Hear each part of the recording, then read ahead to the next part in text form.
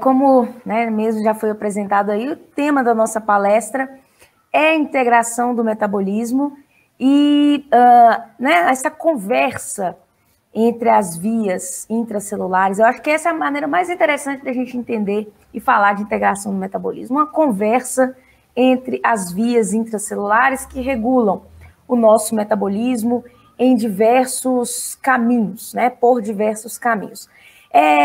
Né, já fui até apresentada aí, mas rapidamente, me chamo Karine, sou graduada em Bioquímica pela Universidade Federal de São João do Rei e sou mestre em Bioquímica também pela USP de Ribeirão Preto. E foi principalmente na USP que eu desenvolvi esses projetos, né, que foram apresentados aí no início, principalmente trabalhando com dieta hiperproteica, trabalhando com modelo também de diabetes mellitus, né? Então, esse estudo, essa caracterização do metabolismo intermediário, principalmente, foi o meu foco, né, ao longo desses últimos anos. Então, é exatamente uma área que gosto bastante de conversar a respeito e de falar sobre. Tá bom? Então, vamos sem mais delongas, começar aí. Primeiro ponto, gente, eu acho que assim, sempre quando eu dou aulas aulas de bioquímica, seja a parte estrutural, seja a parte metabólica, o pessoal costuma ter assim, uma série de perguntas, uma série de dificuldades a respeito de muitos temas, né? Achando, nossa, você pergunta para um, pergunta para o outro, não, bioquímica é difícil demais, bioquímica é isso, aquilo outro, não entendo, ou então tenho problemas. Mas, muitas das vezes, gente, isso acontece porque a gente talvez deixa de fazer as perguntas certas, ou de olhar da maneira certa. Porque a gente se preocupa, muitas vezes, em decorar nomes, decorar termos, decorar o que essa enzima faz, o que essa outra enzima faz, qual que é o nome disso, o nome daquilo outro, essa via. E aí a gente acaba se perdendo um pouquinho naquilo que é a ideia central, né? A ideia central, gente, da bioquímica como um todo, seja a parte estrutural, seja a parte metabólica, é nós compreendermos o porquê de determinada via está acontecendo, estar mais ativada ou estar menos ativada naquela circunstância. Se você entende isso, se você entende por que isso está acontecendo, já é meio caminho andado e já é mais do que suficiente para a gente poder caminhar aí e desvendar o metabolismo de maneira geral, certo? Então, a primeira questão, a primeira pergunta que é sempre interessante de se fazer é: por que controlar o metabolismo? A gente está falando de integração do metabolismo, conversa entre vias. A gente está falando de controle metabólico, certo? A gente está falando de uma via que se ativa e outra que se reprime, de uma via que aumenta, outra que diminui. Fato que é isso. Mas por que a gente tem que fazer esse controle, né? O principal motivo a principal resposta está lá na bioenergética, está lá na termodinâmica, né? A gente tem que controlar esses sistemas para que a gente não entre naquilo que a gente chama de ciclo fútil. O que é o ciclo fútil? Eu começo a sintetizar e degradar aquela molécula que eu acabei de sintetizar. Começo a fazer a molécula quebrar, quebrar. Isso concomitantemente. Isso não tem absolutamente validade nenhuma, né? Porque quando eu começo a fazer isso, o que basicamente começa a acontecer? Gasto de energia desnecessário, perda de energia na forma de calor. Então, todo o sistema, aquele monte de via, quando você enxerga aquele mapa metabólico, aquilo ali tudo, você está vendo com qual intuito? Com o intuito de controle. Controle de um sistema que tem que ser finamente orquestrado para evitar que esse tal de ciclo fútil aconteça e, consequentemente, prejudique, né? Ou gere perda de energia, né? Uma perda de energia que não deveria estar acontecendo, certo? Então, se eu entendo por que controlar o metabolismo, eu tenho que entender uma segunda questão agora. É como controlar o metabolismo. Nós temos caminhos, meios pelos quais nós podemos controlar. E é fato que existe enzima para acelerar uma reação química, não é? Para catalisar uma reação química. Mas além de existir enzima para catalisar uma reação química, gente, existe enzima para regular a reação química também. Se vias metabólicas são sucessões de reações químicas, que eu uso? Eu uso a atividade das minhas enzimas para regular o meu sistema. Então, quando eu tenho essa classe enzimática ali, que são as chamadas enzimas regulatórias, a atividade dessas enzimas é altamente regulada em resposta a sinais. E aí, quando eu tenho esse modelo enzimático e ela é cheia de subunidades, em que estas subunidades, então, possuem ali regiões de regulação, existe uma cooperação entre essas subunidades, de forma que a resposta final culmine com mais produto, menos produto. Veja que até aqui eu não estou nem falando exatamente de uma reação específica de uma via metabólica, eu estou falando de maneira genérica, de maneira generalizada, ok? E aí, quais maneiras, né, eu posso utilizar para regular a atividade da enzima? Já entendi que se eu regulo a enzima, eu regulo a velocidade da via. Fato. Quais maneiras eu posso usar para regular essa atividade da minha via? Posso usar os tais de efetores alostéricos ou moduladores alostéricos. Posso usar modificações covalentes e posso utilizar um modelo também bastante interessante, que são os zimogênios. Vou conversar um pouquinho de alguns desses fatores, já entrando dentro do nosso tema. Primeiro deles, efetores alostéricos.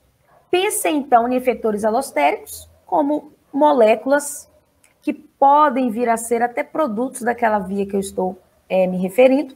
E essas moléculas, elas se ligam em determinadas regiões da minha enzima, que quando eu me ligo a essas regiões enzimáticas, essa ligação, gente, faz com que a atividade da minha enzima se modifique, aumente ou diminua.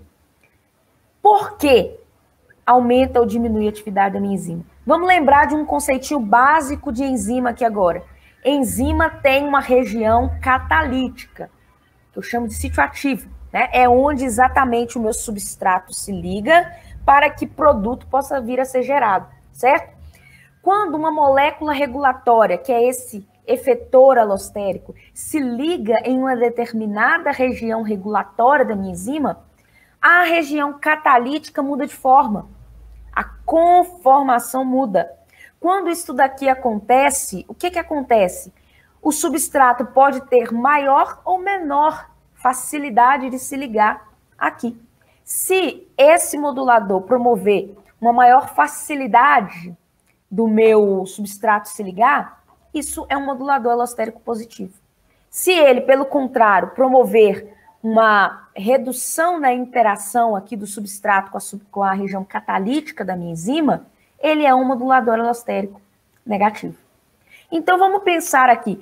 Se eu penso em vias metabólicas e falo assim, nossa, na via glicolítica, que é a oxidação da glicose, certo?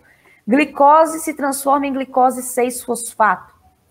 Quanto mais glicose 6-fosfato eu tenho, menor é a atividade da hexoquinase, que é a enzima que justamente fosforila a glicose até glicose 6-fosfato.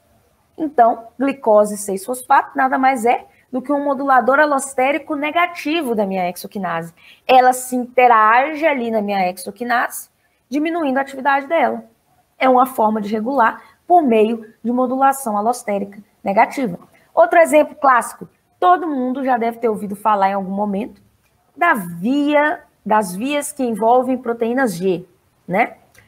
Ali sempre vai haver um estímulo da geração de um segundo mensageiro, que é o AMP cíclico, não é? Esse AMP cíclico, ele vai tender a se ligar àquela proteína ou um elemento de resposta ao AMP cíclico, que é a PKA. Né? A gente sempre não vê isso, AMP cíclico estimulando PKA. O que a AMP cíclico é para a PKA, para a enzima PKA? É um modulador alostérico positivo da PKA, ok? Então, esse tipo de regulação é uma regulação super inteligente e que ajuda demais o sistema a regular de maneira rápida, certo? Quando a molécula, que é o substrato, é também um modulador alostérico da minha enzima, eu chamo isso de uma enzima homotrópica. Se o substrato e o modulador são moléculas diferentes, eu chamo de heterotrópica, mas uma pequena classificação somente. O que importa é a gente ficar com o conceito, certo? Além disso, gente, eu posso trabalhar com modificações covalentes a fim de regular o metabolismo. Posso ter, por exemplo, fosforilações, pontos de sulfeto, todas essas outras aqui. Sendo que a fosforilação talvez seja uma das mais clássicas e uma das que mais acontece, mais recorrentes, metabolicamente falando, né? Por quê? Quando eu faço uma modificação covalente, isto é, a inserção de um grupo químico na minha enzima, o que que isso acontece? O que que isso gera? O que que isso promove, né? O mesmo que o modulador alostérico faz. Uma modificação na conformação da minha enzima, consequentemente fazendo com que ela fique mais ou menos afim de se ligar ao substrato. Com isso, ela fica mais ou menos ativa também, certo? Então, exemplo clássico, fosforilação, né? As fosforilações são essas modificações que acontecem, né, na estrutura química da minha enzima, de maneira a alterar a estrutura do sítio ativo dessa minha enzima, né? Altera a conformação de maneira geral da minha enzima. Aqui só um conceito bioquímico bacana, né? Professor de bioquímica gosta desses detalhes aqui, bem apegado a também aminoácidos, né? Estrutura química. Fosforilação, gente, só acontece em resíduos de aminoácidos serina, treonina e tirosina, tá? Pensando em estruturas proteicas, tá bom? Outros aminoácidos não são fosforilados, somente esses 3 aqui. Qualquer enzima que adiciona grupo fosfato eu chamo de quinase, por meio de fosforilação, né? Qualquer enzima que retira, eu chamo de fosfatase. Então, quando eu falo assim, primeira enzima da via glicolítica, exoquinase. Quinase adiciona fosfato em uma exo. Exo o quê? Exose, que é a glicose. Um carboidrato, 6 carbonos, certo? Então, exoquinase, fosforilação da glicose. Ah, eu tenho a fosfatase, glicose 6-fosfatase, que é a enzima exatamente que tira esse fosfato. Seria a última enzima da via gliconeogênica, por exemplo, né? Então, esses nomes aqui, vão compor os nomes das enzimas que fazem que promovem essas reações aqui que nós estamos nos referindo, tá? E o zimogênio, gente, já seria uma forma de inativação. Eu sintetizo aquela enzima, por exemplo, na sua forma inativa. É adicionado um grupo químico, aqui, um peptídeo, pequeno peptídeo normalmente, a minha enzima. E aí, quando eu faço essa adição, o que que acontece? A enzima fica na sua forma inativa. E quando é retirado esse peptídeo aqui da minha enzima, ela fica ativa, tá? Um exemplo clássico é a tripsina, né? Ela é produzida na forma de tripsinogênio. Quando é retirado esse peptídeo aqui dela, ela fica ativa na sua forma de tripsina, pronta para executar sua atividade catalítica, certo? Então, esses modelos regulatórios são fundamentais para que a gente possa regular o metabolismo. Regular o metabolismo de maneira o quê? Rápida, de maneira bem veloz. Aconteceu um determinado processo, preciso agora reduzir esse processo. Ok, então ajo ali. Outro exemplo, estou no estado alimentado, acabei de me alimentar, preciso ter atividade bem elevada de via glicolítica, ao mesmo tempo que eu preciso diminuir, por exemplo, gliconeogênese, não preciso, no estado alimentado, fazer tanta gliconeogênese quando eu preciso no jejum, certo?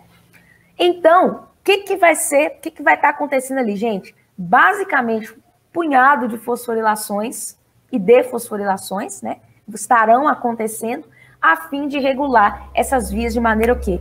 Bem veloz, bem rápida.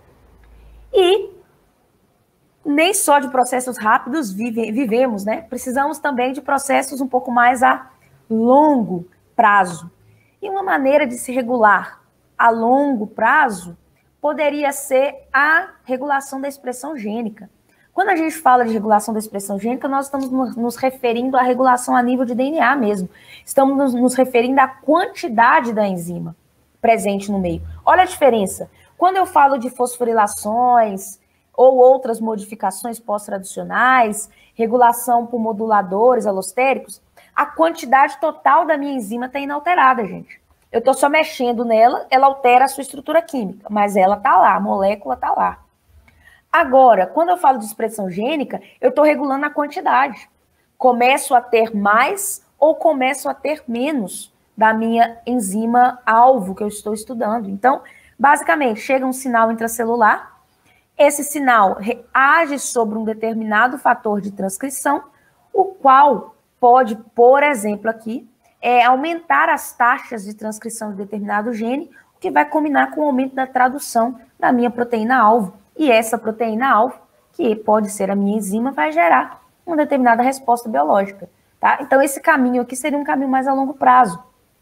Um exemplo bacana da gente entender isso. Vamos supor que, igual eu falei que vocês trabalhei, né, com dieta hiperproteica, com os meus animais. Se você pegasse esses animais inicialmente e dosasse, por exemplo, algumas enzimas da via glicolítica, GAPDH é clássico da gente dosar. Dosamos lá GAPDH. Você vai ver que no início ela vai ter um determinado padrão, né? Quando esses animais ficam por 15 dias na dieta hiperproteica, ele está ingerindo muita proteína, né? A necessidade dele de usar glicose diminui um pouco. Não para, óbvio, mas diminui um pouco em comparação com aquele animal que come carboidratos.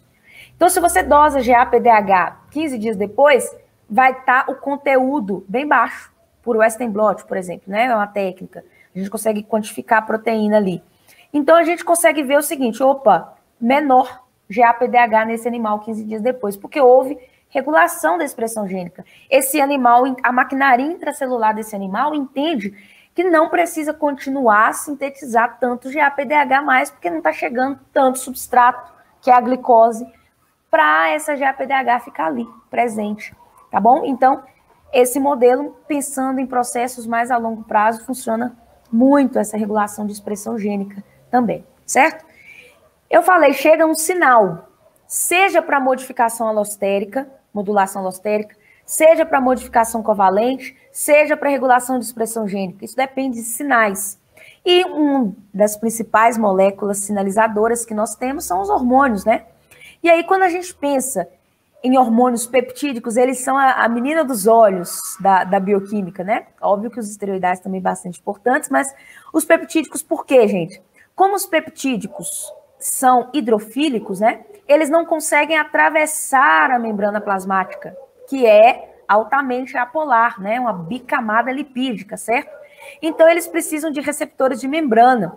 Esses hormônios peptídicos, ao se ligarem a receptores de membrana, o que eles fazem? Promovem uma cascata intracelular aqui, proteína ativando proteína, que ativa proteína, que ativa proteína, e isso gera, no final, uma resposta, ativar ou inativar enzimas. Os hormônios esteroidais, voltando aqui, os peptídicos, exemplos clássicos, insulina, glucagon. Né? Os esteroidais são aqueles que, por sua vez, têm natureza apolar, natureza lipídica, né? Hormônios derivados de colesterol, por exemplo. Eles conseguem atravessar a nossa membrana plasmática. E ao fazer isso daqui, eles se encontram com receptores que, por exemplo, interagem diretamente já no DNA. E aí a gente tem aumento das taxas de transcrição ou redução também, que pode ser um inibidor aqui também. Esse segundo mensageiro advindo dos hormônios peptídicos, eles podem também levar uma mensagem direto a fatores de transcrição aqui e agir sobre o DNA. Então, a resposta de hormônios peptídicos tende a ser um pouquinho mais lenta, né, do que aquela resposta de hormônios esteroidais, visto que os peptídicos precisam toda essa cascata intracelular acontecer aqui para que sua resposta seja gerada, né, dentro da célula. Mas aí, ok, entendi as formas de controlar o metabolismo. Ok, mas isso tudo é ferramenta, né? Ferramenta de controle. A ideia de controlar o metabolismo passa inicialmente por entender o estado metabólico do indivíduo. Toda vez, gente, que você vir uma via, olhar para qualquer uma delas, aquelas milhares que a gente parece uma confusão. A primeira pergunta que você tem que se fazer é: qual é o estado metabólico do indivíduo? Ele está jejuado ou ele está alimentado? Por quê? Esse estado aqui altera totalmente o panorama metabólico que nós vamos ter, hormonal, né? Jejum, a gente vai ter principalmente, óbvio que tem outros, né? Mas aqui citando principalmente glucagon e adrenalina bem estimulados, né? Enquanto que no estado alimentado, insulina bem estimulada, principalmente, né? E aí, estes hormônios trabalhando aqui, eles vão gerar respostas totalmente diferentes, né? A fim de proporcionar aquilo que o sistema esteja precisando naquele momento, né? Vamos dizer assim. Principais características, então, do estado alimentado, gente. O estado alimentado, ele tem principalmente uma elevada razão insulina-glucagon. O que isso daqui implica ou significa? Muita insulina e concentração de glucagon um pouco mais baixa. Consequentemente, eu tenho também aumento transitório plasmático de glicose, aminoácidos, triacilgliceróis, ou seja, substratos, tá? Substratos energéticos. Essa elevada razão insulina-glucagon, ela é explicada principalmente pelo pâncreas, células beta-pancreáticas, né? Liberando alta quantidade, secretando insulina. E isso me caracteriza um período anabólico. Aqui eu quero chamar a atenção para um ponto. Nós sempre vemos, né, as pessoas falarem assim, a insulina é um hormônio anabólico. Fato que ela é, gente. A insulina é sim um hormônio anabólico. Contudo, ela não é só um hormônio anabólico. A insulina, gente, é um hormônio responsável por manter as reservas energéticas. Isso é mais do que anabolismo. Quando eu falo de anabolismo, eu estou falando de síntese de biomoléculas. Estou falando de síntese, por exemplo, de glicogênio, estou falando de síntese de proteínas, síntese de triacilgliceróis, síntese de fosfolipídios de membrana e tudo mais. Só que, além disso tudo, a insulina, ela inibe as vias de degradação. Então, é mais do que promover só síntese, é também diminuir a degradação. Consequentemente, num todo, eu estou o quê? Mantendo as minhas reservas energéticas, porque eu estou parando de quebrar glicogênio, né? Pelo contrário, eu começo a sintetizar, parando de quebrar glicogênio, diminuindo muito lipólise, certo? Então, esses processos acabam ficando reduzidos quando eu tenho essa elevada razão insulina, glucagon. E aí a insulina é esse clássico hormônio peptídico, de natureza peptídica que nós conhecemos, que tem essas duas cadeias, A e B. Esse peptídeo de conexão é retirado, né, para que a forma ativa dela ela está na sua forma desimogênea, ela é feita na forma de proinsulina, né? E aí é retirado esse peptídeo de conexão para que reste somente cadeia A e B, que efetivamente tem a sua função aí, a função clássica que nós conhecemos, né? Repleta de pontos de sulfeto entre cisteínas, né, como é bem típico de acontecer para a manutenção da estrutura tridimensional dessa nossa insulina, tá? E aí, vias de sinalização clássica da insulina. O que a insulina faz? Insulina interage com uma classe de receptores que é famosíssima, gente. Receptores do tipo tirosina quinase, tá? Receptores do tipo tirosina quinase, gente, eles têm uma característica super legal. Eles podem se autofosforilar, ou seja, fosforilar a si próprios em resíduos de aminoácido, tirosina, tá? Quando a insulina se liga e essa autofosforilação acontece, o que nós vemos? Esses substratos do receptor de insulina, que tem vários dentro da célula, que estou dando um exemplo do tipo 1, ele reconhece essa fosforilação aqui. Ele, então, é fosforilado pelo receptor de tirosina. Isso ativa essa classe de quinase intracelular aqui, que é famosíssima, a PI3K, né? Essa PI3... Isso. Então, estávamos aqui, né, falando da nossa insulina, né? Foi o ponto que nós paramos. E aí eu estava contando um pouquinho para vocês sobre a sinalização dela, né? Começamos aqui a falar e fechou tudo, né? Veja só, gente. Retomando, então. Insulina, esse meu hormônio de manutenção das reservas, né, energéticas, perfeito. Ela interage com essa classe de receptores que eu estava citando antes, receptores do tipo tirosina quinase, que vão se autofosforilar, né, nos resíduos de tirosina. E isso ativa essa classe, que é a IRS1, essa classe de substratos ou receptores de insulina, que é o nome dela, né? Isso ativa a PI3K. Essa PI3K, essa quinase, gente, quem que ela fosforila? ela fosforila um lipídio de membrana, que é o fosfatidil-inositol. Só que aqui ele vai da sua forma que a gente chama de PIP2, nomenclatura mais simples, né? PIP2 para PIP3. Ao ficar nessa forma ativa, ela faz com que uma classe de proteínas chamada PDK1 fique ativada. PDK1 estando ativada, ela fosforila a grã-mestre aqui, a proteína que é o cara, vamos dizer assim, intracelular, que é a AKT, que você também pode ouvir falar por PKB, tá certo? A AKT, gente, ela tem uma gama de funções intracelulares, eu vou citar algumas delas aqui.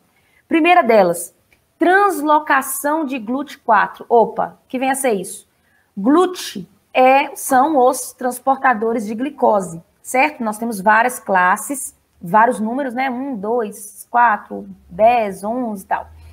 Só que o 4, ele tem uma característica especial, que ele é o dependente da insulina. Então, esses transportadores ficam dentro da célula, tá? Aprisionados aqui no citoplasma.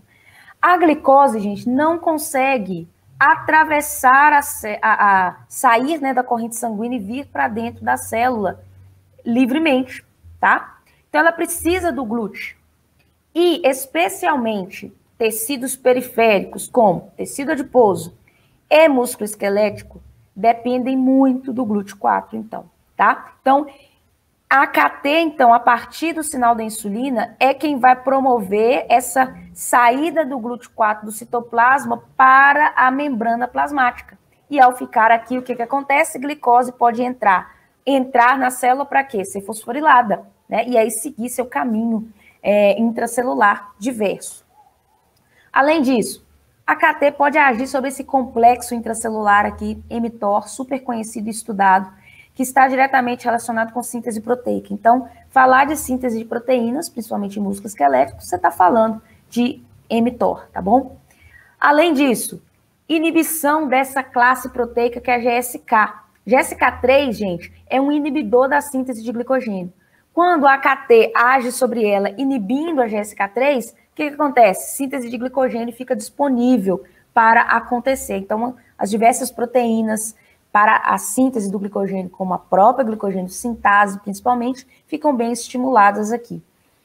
A AKT regula a nível de expressão gênica várias dessas vias aqui, né? Não só a nível de modificação covalente aqui de fosforilação, mas também expressão gênica. E a AKT é capaz de regular a PFK2, fosfofrutoquinase 2, enzima super importante, que ajuda a aumentar a velocidade da via glicolítica. Então, olha que interessante. Um sinal da insulina promove essa cascata intracelular, fazendo com que esse monte de função aqui aconteça, esse monte de resposta aconteça. Aqui eu já quero até abrir um parênteses rapidamente. Vejamos uma pessoa que tem, por exemplo, diabetes mellito tipo 2. Ela tem um problema nessa sinalização aqui, né? A interação insulina-receptor. Ao ter esse problema, o que vai acontecer? Essa sinalização toda fica prejudicada, né? Então, menos translocação de vesícula GLUT4, certo? Menos GLUT4 aqui significa mais glicose aprisionada na corrente sanguínea, consequentemente, hiperglicemia, certo? O que mais? Significa, a síntese de glicogênio não vai estar aumentada, consequentemente vai estar diminuída. Isso significa que provavelmente a degradação de glicogênio está aumentada. Glicogênio aumentado é mais glicose sendo enviada para a corrente sanguínea, tá? Se via glicolítica não vai estar inibida, consequentemente a gliconeogênese vai estar bastante estimulada, a síntese de novo de glicose. Então é mais glicose sendo enviada para a corrente sanguínea, entende? Então, um problema dessa sinalização aqui gera graves consequências depois metabólicas e fisiológicas também, tá? Ações clássicas da insulina no fígado, gente. Aumento da síntese de glicogênio hepático, tá? Fígado é o nosso principal lugar de estoque de glicogênio. Cerca de 7% do peso do fígado no estado alimentado é composto por glicogênio, tá? Insulina aumenta o fluxo glicolítico. Então, a glicólise fica estimulada Insulina aumenta a lipogênese, que é isso, síntese de lipídios, né? Lipídios no geral, tanto os de armazenamento, ou seja, triacilglicerol, quanto lipídios de membrana e tudo mais. E diminui a produção de glicose. Então, diminui gliconeogênese, além de reduzir e além de diminuir a glicogenólise também, que seria a quebra do glicogênio hepático, né? Então, um panorama regulatório sobre esse órgão aqui, olha, que é o órgão central do metabolismo, que é o fígado. Citei algumas das funções, tá? Mas tem muito mais coisa acontecendo aqui, obviamente. E em especial essa gliconeogênese, olha que bacana, gente. Eu disse para vocês, insulina não é só anabólica. Insulina é também um hormônio de manutenção das reservas energéticas, né? Diminui, então, algumas vias que poderiam ser de quebra ou de síntese, de novo, de glicose. Não preciso fazer glicose no estado alimentado, não é? Se eu estou no estado alimentado, não preciso fazer mais glicose, tem que dar um jeito de diminuir a gliconeogênese, que é a síntese, de novo, de glicose.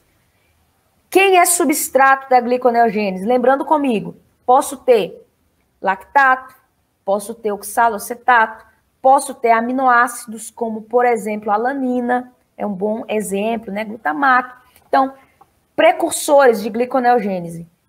Para diminuir isso, o que faz? A AKT, gente, age sobre esses fatores de transcrição aqui, olha, que são, hoje em dia, se você pesquisar, jogar no PubMed e ver pesquisas relacionadas a FOXO, é incrível. O FOXO virou, assim, a menina dos olhos da ciência atual, porque são muitas as funções que esse fator de transcrição tem, uma delas de regular a gliconeogênese negativamente. Então, nós temos enzimas aqui que podem ser reguladas. Estou generalizando por gliconel, mas qual enzima em especial sofre essa regulação que a gente está vendo aqui?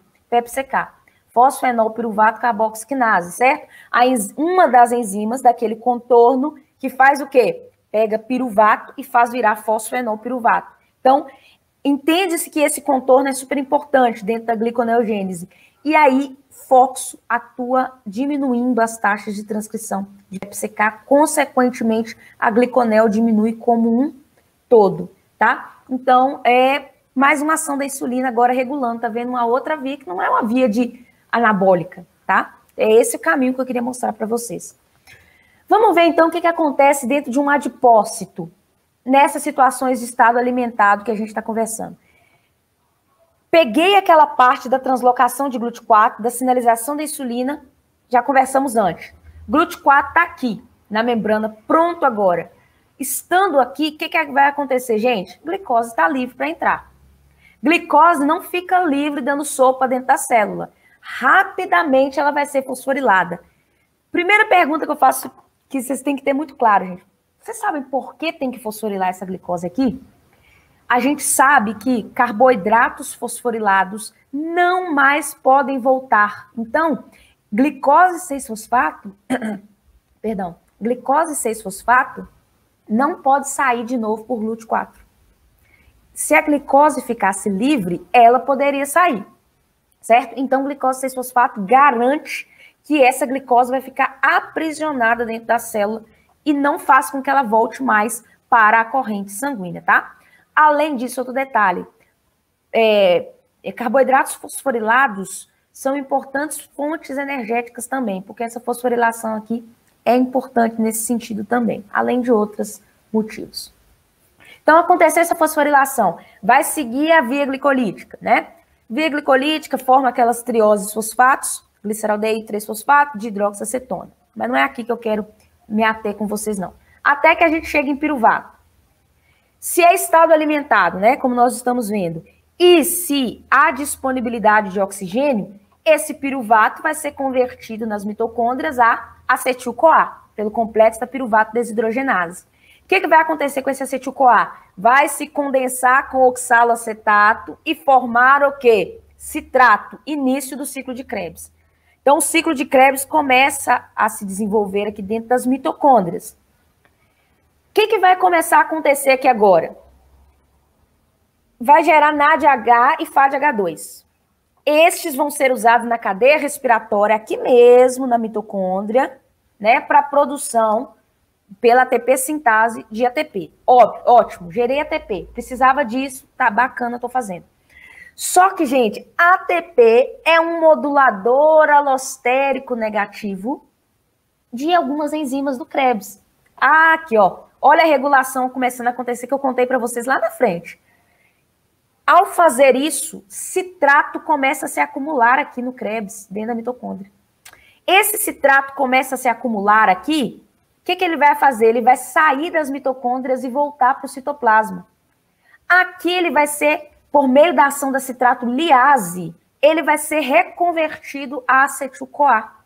E aí, esse acetil-CoA vai ser substrato da acetil-CoA carboxilase, virar malonil-CoA ativado. Esse malonil-CoA agora, substrato básico da ácido graxo sintase para produzir o quê? Ácido graxo. Olha a minha glicose virando gordura, tá certo? Glicose se transformando em gordura para ser o quê? Estocada. Esse ácido graxo sozinho não faz milagre, né? Por exemplo, essas trioses fosfato aqui vão dar origem a glicerol 3-fosfato. Ácido graxo, 3 ácidos graxos esterificados num glicerol forma triacilglicerol, que é a minha gotícula de gordura que começa a se formar dentro do meu adipócito. Então, este é o caminho do estado alimentado para a geração de gordura dentro dos adipócitos, basicamente passando por uma sinalização de insulina que permitiu que glúteo-4 ficasse aqui nas membranas, consequentemente a glicose entrasse nas células, ok? Então, esse foi o caminho intracelular gerado aqui.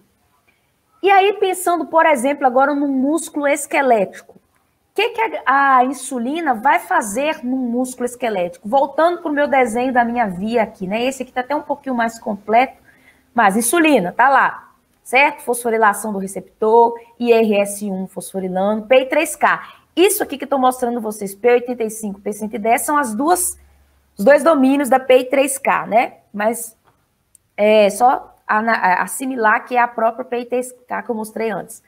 A PI3K, então, fosforila o lipídio de membrana, como a gente conversou, não é?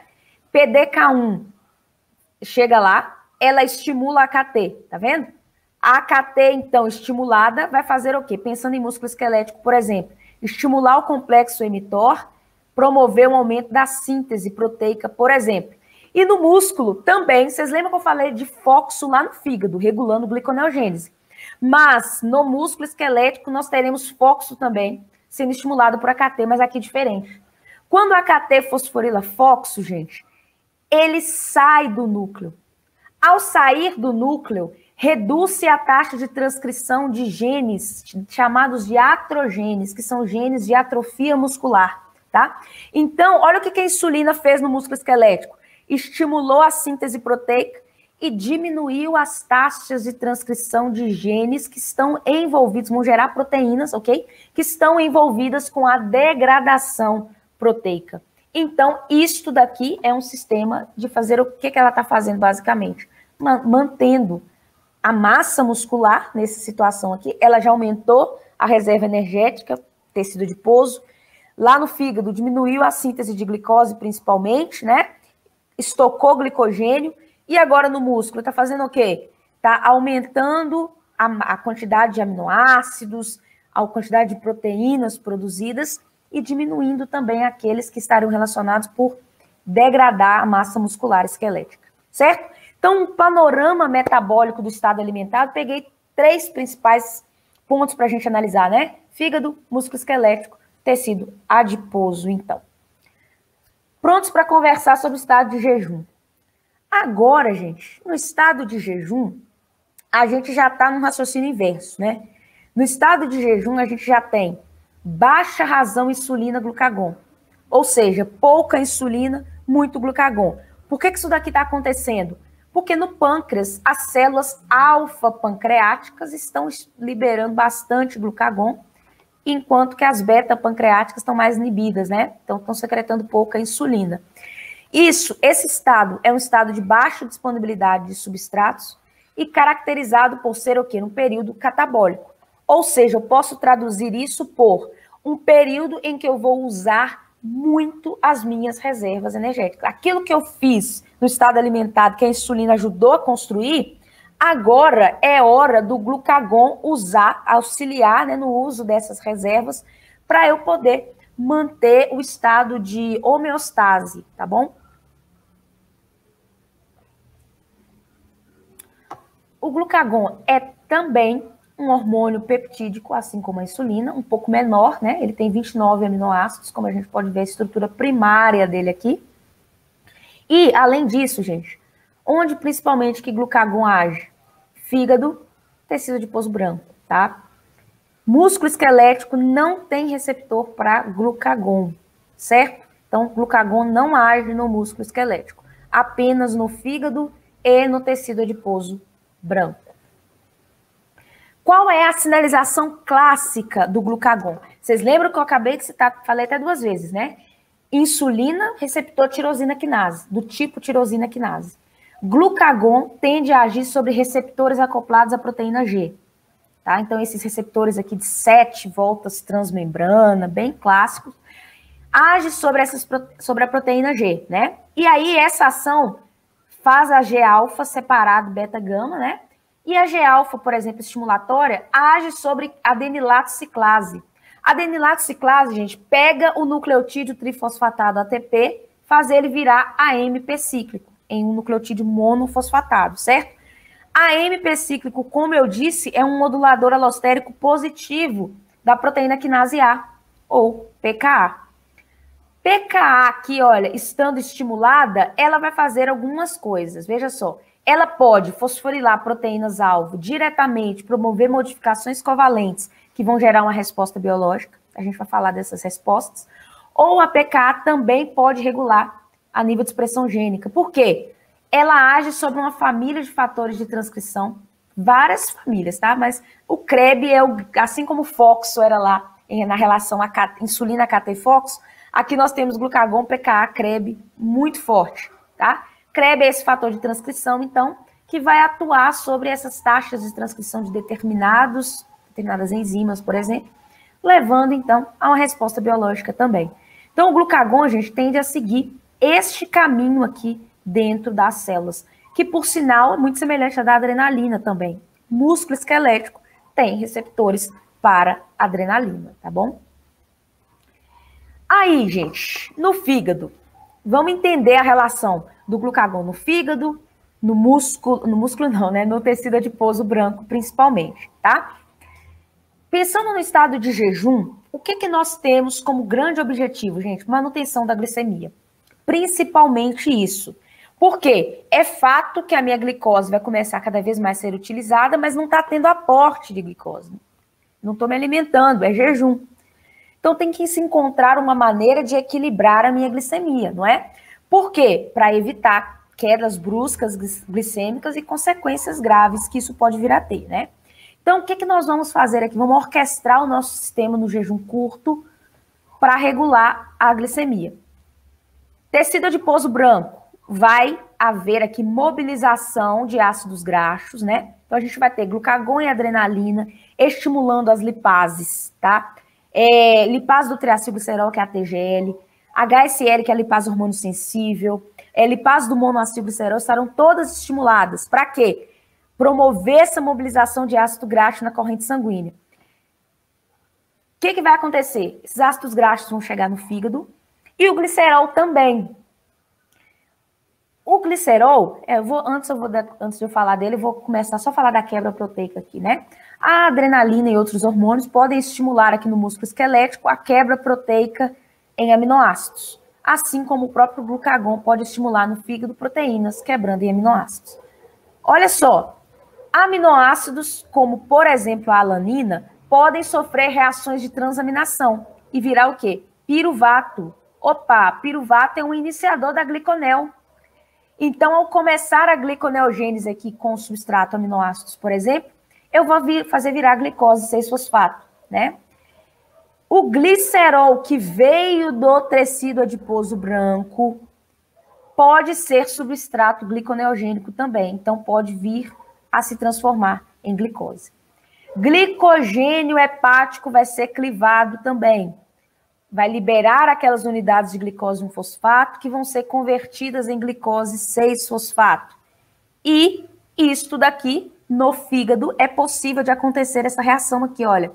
Tem glicose 6-fosfatase no fígado. Então, Glicose 6-fosfato vira glicose. A glicose aqui é o fígado produzindo glicose para geral aí, olha. Glicose, então, vai para o cérebro ser oxidada, né? Produzir ATP, liberação de gás carbônico, ok? Os ácidos graxos que chegaram no fígado, eles podem ser oxidados aqui no próprio fígado e virar ATP, assim como eles podem ir para o músculo esquelético e essa oxidação deles acontecer no próprio músculo esquelético, tá? Detalhe, percebam que eu não coloquei seta de ácido graxo para glicose. Perceberam isso? Por quê?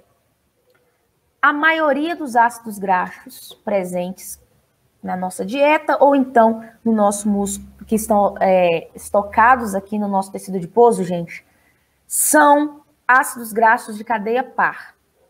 Ácidos graxos de cadeia par não podem se transformar em glicose. Por quê? Quando ele é clivado, ele vira acetil-CoA. Não há em mamíferos mecanismo que converta acetil-CoA em piruvato para que a gliconeogênese aconteça. Somente em plantas. Precisa de um ciclo chamado ciclo do glioxilato para fazer esse mecanismo aqui. Como não há, então ácido graxo só serve para ser o quê? Diretamente oxidado lá no Krebs, por exemplo, porque vai virar acetil-CoA e produzir carreadores eletrônicos, ATP no final da história, tá? Apenas ácidos graxos de cadeia ímpar, que são a minoria absoluta, minoria mesmo, é que podem se transformar em glicose por outro mecanismo, tá? Então, o panorama de um estado de jejum, gente, é esse daqui, envolvendo esses órgãos. Jejum curto, tá bom? E aí, olha só, como que eu consigo agora, olha, pensem bem comigo, tô quebrando lipídio, não é? Como que eu consigo fazer agora, garantir que estes ácidos graxos vão chegar ao fígado para serem utilizados para gerar ATP, seja fígado ou músculo esquelético, e garantir que eles não virem substrato da ácido graxo sintase, por exemplo, aqui, no próprio tecido adiposo, ácido graxo sintase não, que eles não sejam resterificados a triacilglicerol, melhor dizendo. Resumindo, resumo da ópera. Como que eu garanto que esse ácido graxo vai virar energia na forma de ATP e não volte a virar triacilglicerol em grande instância, por exemplo? Ou melhor dizendo, como que eu garanto, melhorando ainda o raciocínio, que o acetil-CoA que eu vou produzir a partir desses ácidos graxos caminhem para a geração de ATP e não retornem para virar ácido graxo também? Eu tenho que ter uma regulação integrada, né? E é isso que acontece. Olha que bonito isso daqui, gente. Regulação integrada entre a lipólise e a lipogênese. O que acontece aqui? Vejamos. Quando eu tenho um estado de jejum, vou ter esse glucagon alto. Estamos conversando disso. A enzima-chave do processo de síntese de ácido graxo vai ser inibida. Ela está inibida pelo glucagon. Consequentemente, ao estar inibida pelo glucagon, esse produto aqui, olha, dela, que é um substrato da síntese de ácido graxo, vai diminuir muito. E ele é um modulador alostérico negativo da oxidação. Olha que legal, eu integro a lipólise com a lipogênese. Então, o que eu estou fazendo aqui? Ao diminuir a síntese de malonil-CoA, ele para de inibir essa enzima aqui, que é a carnitina aciltransferase, que faz com que o ácido graxo seja jogado para dentro da mitocôndria. E aí, consequentemente, ele vai ser jogado lá dentro para ser oxidado. Diferentemente do estado alimentado, que aí eu vou ter muita insulina, a insulina ativa essa enzima, eu vou ter muito dessa molécula que é o malonil-CoA, então ela, além de ser substrato aqui, ela vai estar inibindo bastante essa enzima aqui. Então a oxidação do ácido graxo, ou seja, a quebra dele, a via de, né, que estaria ativada no jejum, não vai estar no estado alimentado. Regulação integrada entre dois sistemas, tá bom? Outro caminho importante no estado de jejum que vai estar super estimulado, recuperação entre músculo e fígado. Lembra que eu falei da tal da transaminação do aminoácido para gerar piruvato? É isso daqui que está acontecendo, tá? No músculo esquelético, o aminoácido aqui, alanina, pode ir para o fígado. No fígado, gente, ele se reconverte ao próprio aminoácido. ao próprio piruvato, melhor dizendo, tá? Que é o caminho para a gliconeogênese. E aí eu produzo glicose no fígado a partir do substrato vindo do músculo, do aminoácido vindo do músculo. Qual que é o grande objetivo dessa história aqui, gente? Evitar que o músculo faça gliconeogênese. Pensa comigo aqui. Eu preciso produzir glicose, o músculo precisa de glicose. Mas a gliconeogênese é uma via cara, tá? Dispendiosa. Músculo está aqui para contrair. Então, o fígado recebe a missão de fazer a glicose e de entregar essa glicose livre para o músculo. O que o músculo está fazendo? Olha, fígado, tome aí um pouquinho do meu aminoácido, tá? Estou te entregando a alanina, você faz virar piruvato, e aí você faz glicose para mim e me entrega a glicose livre. É isso que está acontecendo aqui nesse ciclo, tá? Para que o músculo esquelético continue a contrair. Cooperação fígado e músculo clássica do jejum. Quer mais uma cooperação? Essa daqui, ciclo de Cori. Por quê? Pode vir a gerar lactato também, a quebra muscular. A quebra de glicose no músculo pode vir a gerar lactato. Esse lactato vai ficar dando sopa aqui? Não. Ele vai ser enviado para o fígado. No fígado também, gliconeogênese acontecendo, glicose sendo produzida, glicose sendo entregue diretamente para o músculo esquelético. Cooperações que estão acontecendo no estado de jejum, principalmente, para regular a glicemia, para manter músculo esquelético contraindo, para manter cérebro em funcionamento, tá bom? Esses caminhos todos estão aí se desenvolvendo. De que forma eu posso quebrar essa massa muscular esquelética, tá? Tenho 3 vias muito famosas. Autofagia, que hoje está sendo estudado, inclusive, como longevidade, vários pontos interessantes, né? Dá uma aula só disso daqui. Vias dependentes de cálcio, via ubiquitina proteasoma, né? Isso daqui vai me gerar um aumento desse sistema de degradação, tá? Esse aumento do meu sistema de degradação dependente daqueles atrogenes, que são dependentes de quem? De fósforo, que a minha insulina inibe. Só que o meu glucagon estimula, tá bom?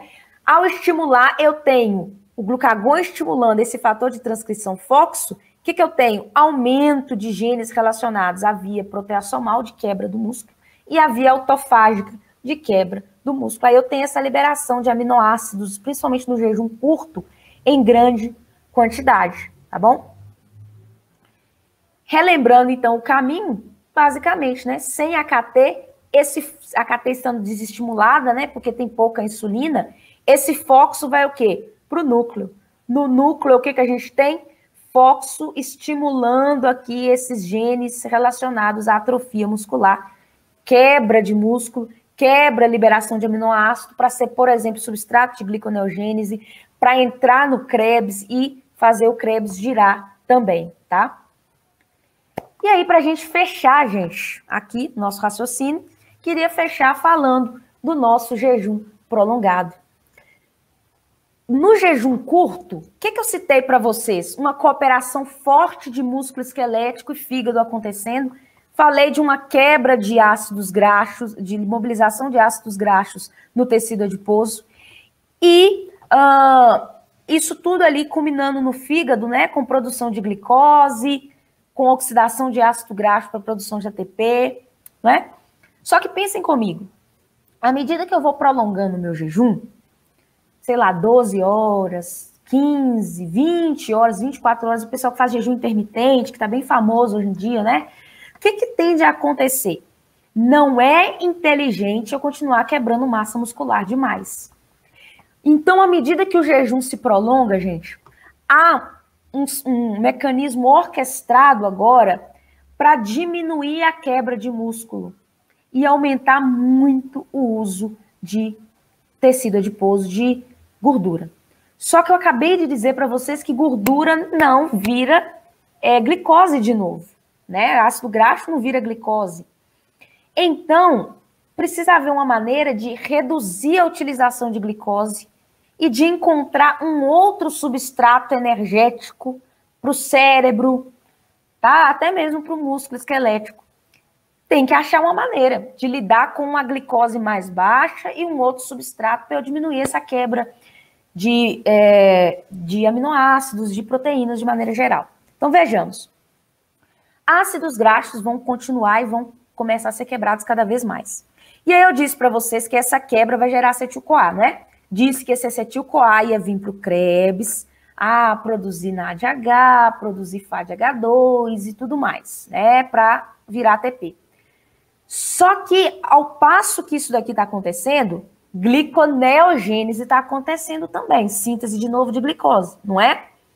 E oxaloacetato do Krebs é um intermediário de produção de glicose também.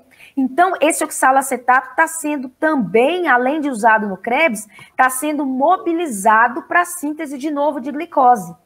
Ou seja, à medida que o jejum se prolonga, começa a diminuir muito a quantidade de oxaloacetato disponível. Então, isso dá uma travada no sistema, no Krebs. Então, esse acetil-CoA gerado aqui, gente, pelos ácidos graxos, começa a ficar acumulado, começa a não ter para onde ir, porque o Krebs está diminuindo de ritmo, porque o oxaloacetato está caindo. Então, uma via vai começar a predominar. O nosso acetil-CoA, então, vai ser mobilizado para a produção dos nossos corpos cetônicos, os quais vão ser, no jejum longo, o combustível preferencial do cérebro, tá? A gliconel vai continuar a acontecer, sim, mas em menor quantidade, em menor velocidade, tá? Então, a produção de glicose vai continuar acontecendo, como a gente está vendo. Só que vê a espessura da seta. Eu coloquei essa seta mais grossa, não é à toa, para mostrar a vocês que aqui está muito mais forte do que aqui, tá? E aí, glicose indo, podendo também ser usada, mas o corpo cetônico em grande instância, tá? Aminoácidos vão continuar a ser utilizados? Sim, porque é jejum. Porém, muito menos do que estavam sendo utilizados no jejum curto, tá? Então, eles vão ser utilizados aqui para, por exemplo, fornecerem esses substratos aqui para o Krebs rodar, para a gliconeogênese acontecer, tá bom? Isso daqui é um pouquinho, é o que a gente até chama de ciclo de Randle, né? Que seria a diminuição do uso de proteínas musculares, aumento do uso de ácidos graxos, essa preferência do uso do combustível vindo da gordura ao invés do combustível vindo da glicose, tá bom? Então, gente, no jejum prolongado, é isso daqui que começa a acontecer. Você pode interpretar esse jejum prolongado, pena que a gente não vai ter, né, muito mais tempo, mas seria um assunto super bacana da gente conversar também. Pensar em patologias como diabetes mellitus, pensar em situações como jejum intermitente, né? Diabetes mellitus, principalmente descontrolado, você vai começar a ter isso aqui acontecendo demais, né? Muito corpo cetônico sendo produzido, aquele hálito cetogênico bem característico, né? Principalmente se o paciente começa a ficar por mais tempo, por causa disso, né? Devido à baixa entrada de glicose na célula, dentro da célula é jejum. Num paciente diabético, principalmente descontrolado, dentro da célula é jejum. Então, é isso daqui que vai estar acontecendo demais, tá bom? E aí, só concluindo, nos aminoácidos, aquela região amino terminal dela, os aminoácidos, a região amino dele vai virar ureia. Por isso que no diabético também a gente tende a ter a ureia bem elevada, né? A quebra de aminoácidos vai estar acontecendo em maior instância, muito grupamento amino, muita amônia, consequentemente o ciclo da ureia bem estimulado no fígado, ureia sendo produzida e excretada aqui nos rins, tá? Então, gente, era isso que eu tinha queria trazer para vocês. Nem sei, eu acho que até passei do tempo um pouquinho, mas foi um grande prazer poder estar aqui, deixando meus contatos para vocês aqui, tá bom? Meu e-mail, quem tirar dúvidas. No Instagram, tá? Tô lá, @canal da Bioquímica, que é onde eu tenho bastante vídeo, bastante aula sobre bioquímica, seja a bioquímica estrutural, seja essa parte metabólica também, tá? Lá tem coisas a respeito de cursos que eu dou e tudo mais. Então, convido vocês a me seguirem lá, tá bom? Tem no Facebook também, canal da Bioquímica, da mesma maneira. Tá bom, gente? Muito, muito obrigada mesmo pela oportunidade de estar aqui, viu? Foi um imenso prazer para mim, fiquei bastante feliz com o convite de todos vocês.